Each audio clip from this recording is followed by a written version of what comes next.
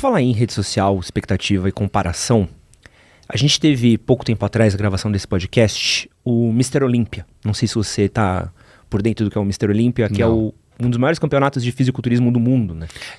Eu entendi o conceito que devia ter a ver com isso, mas não sabia que existia isso. Sim, tanto aliás, alguém me mandou uma foto, tem mulher e homem, né? Alguém me mandou uma foto de uma mulher que teria ganho algum prêmio nesse tal Mr. Olympia. E aí tem a gente... Sei o que é. Não sabia, mas sei. E acho que essa foi a primeira vez que pelo menos eu vi, eu acompanhando, não acompanho o fisiculturismo. Aliás, o Cariani sabe bem disso, né?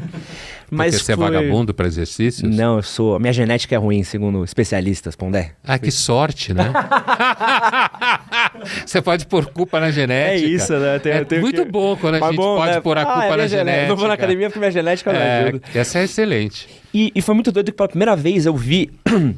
Furando a bolha, nomes como Ramondino, que é um representante brasileiro que estava nessa questão do fisiculturismo, o Siban, que foi um cara que também viralizou muito forte. São nomes que venceram, é isso? São nomes que foram para os primeiros lugares. Eu vi amigos compartilhando em redes sociais, em Twitter, e amigos que também não são fisiculturistas, não são do esporte. Eu vi meninas, não vi os caras, vi as meninas. Eu também tenho uns números que eu puxei de que a gente está tendo no Brasil hoje o maior número de academias que o Brasil já teve. De novo, rede social, repercussão de perfis, de fitness, etc. O próprio sucesso do Renato Cariani, os projetinhos também estão um pouco dentro disso. Como é que você vê essa questão do culto ao corpo? A gente tá voltando para uma coisa meio grega, de culto ao corpo, meio renascentista, ou você acha que é uma coisa diferente que a gente está vivendo agora? Eu acho que hoje o culto ao corpo é uma das possíveis identidades que as pessoas grudam para poder sentir que existem. Certo? Porque é uma das maiores dificuldades é sentir que você existe.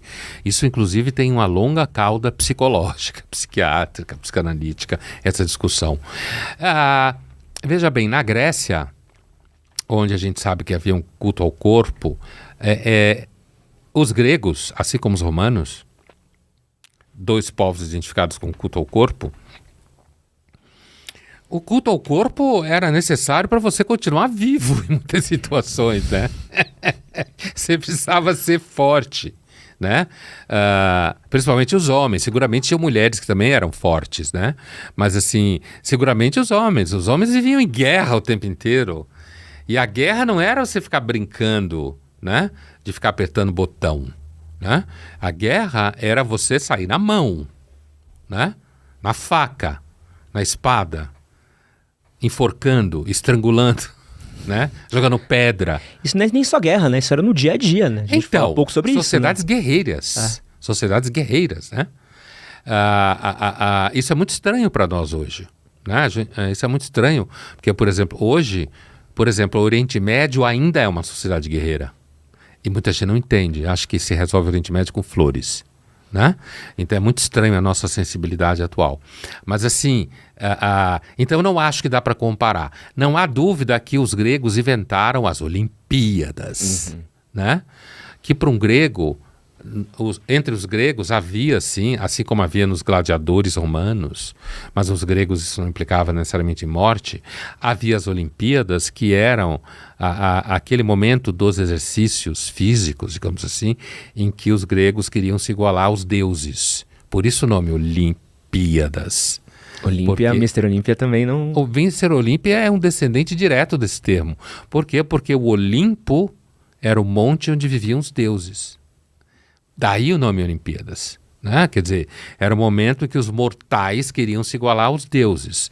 E os gregos assistiam isso. Os gregos inventaram um teatro no Ocidente e inventaram isso. As pessoas iam assistir, elas torciam. Tinha os atletas. E é muito provável que os gregos lutassem pelados, né? Com barro no corpo, lama, esse tipo de coisa assim. E então, você tinha, na realidade, um espetáculo onde você via homens nus ou mulheres nuas lutando. Então, devia ter lá um papo erótico, né, no meio dessa história. Ainda mais os gregos, né, que curtiam um vinhozinho, uma baguncinha. Então, né? Bagunça, adoravam bagunça, a filosofia nasceu no meio desse negócio, né? Então, assim, não é exatamente o que tem no Mr. Olímpia hoje, né? Ou nessas atividades de fisiculturismo. Agora, eu concordo com a ideia de que há anos atrás, a única figura que veio à nossa cabeça quando a gente pensava em fisiculturismo era o Schwarzenegger. E era visto como uma coisa meio colateral. Hoje, eu acho que é uma das modas que tem e que descende recentemente, claramente, do culto às academias. É porque o fisiculturismo vai além da ideia da saúde, né? Uhum. É exatamente um culto aos músculos. É isso que está sendo cultuado no fisiculturismo. Para os gregos, quando você entra, por exemplo, quando você pensa, por exemplo, no Platão, né? Na academia platônica, o Platão chamou a escola dele de academia, né? Uhum. Daí vem a academia universidade, como a gente fala, e a academia de ginástica. Que legal. Mas não é por acaso. É porque na academia do Platão você tinha tanto o culto ao corpo, portanto, seus alunos precisavam fazer exercícios físicos, certo? Também tinha o culto ao corpo e o culto à mente, certo? A ideia de que você tinha que ter um corpo são e uma mente sã. Não é à toa que a universidade e as academias de ginástica têm o mesmo nome, né? Eu não estou dizendo que alguém ficou pensando nisso, mas é aquele tipo de coisa que vai na linguagem e as pessoas vão usando, que nem o Mr. Olímpia. Eu não sei se os caras que inventaram isso sabiam que para os gregos Olimpíada significava eu quero parecer com os deuses.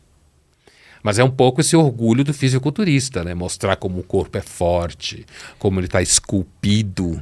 E tem a ver com produtividade também, né? Claro. Os caras contando quantas gramas de gordura, de carboidrato. Isso hoje tá, que não tinha, é óbvio, isso hoje está completamente ligado, né? Então hoje você tem toda uma ciência, entre aspas, porque a discussão sobre nutrição epistemologicamente é bastante pesada, o quanto é científico, o quanto não é, mas a verdade é que, sem dúvida, hoje ginástica está associada a quanto você come, seu tipo de café da manhã, quantas horas entre uma refeição e outra, proteína, gordura, carboidrato, tem toda uma parafernália que deixa você obcecado, né? Eu acho que é uma espécie de obsessão. É um espaço onde a condição obsessiva básica dos Homo sapiens, alguns de nós são obsessivos, consegue brincar com a sua obsessão.